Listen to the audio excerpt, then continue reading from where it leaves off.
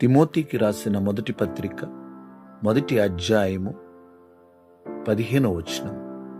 పాపులను రక్షించుటకు క్రీస్తు యేసు లోకమునకు వచ్చెనను వాక్యము నమ్మదగినదియు పూర్ణ అంగీకారమునకు యోగ్యమైనదియునై ఉన్నది. ప్రియులరా, దేవుని వాగ్దాన వాక్యము అపోస్తలుడైన పౌలు తన ఆత్మీయ కుమారుడైన తిమోతికి ఈ మాటలు వ్రాసి ఉన్నాడు. ఇందులో సత్యమున్నది, వాగ్దానమున్నది. అవును, పాపులను రక్షించుటకు క్రీస్తు యేసు లోకమునకు వచ్చి ఉన్నాడు.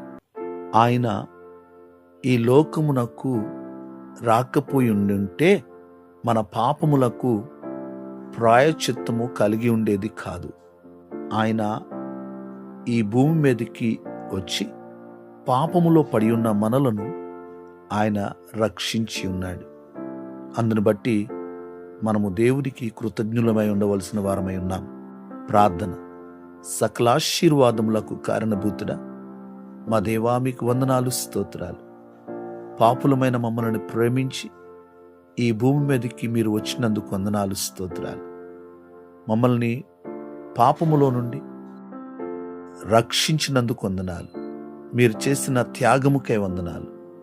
ప్రభువా, మీ వాగ్దాన వాక్యము కొరకే వందనాలు. ఈ వాక్యము నమ్మదగినదియు పూర్ణ అంగీకారమునకు యోగ్యమైనదని మేము నమ్ముచున్నాం. అయ్యా, ఇంకా ఎవరైతే నమ్మకుండా ఉన్నారో, అంగీకరించకుండా ఉన్నారో, అటువంటి వారి హృదయములను మీరు తెరవండి. అయ్యా, ఇంత మంచి సుదినమును ప్రపంచవ్యాప్తంగా మీరు మాకు అనుగ్రహించినందుకు వందనాలు. ఈ దినమంతా మీ సన్నిధి తోడుగా ఉంచండి. ప్రతి ఒక్కరిని, ప్రతి కుటుంబాన్ని మీరు సంతోషముతో, ఆనందంతో నింపండి. మీ దీవెనలు అనుగ్రహించండి.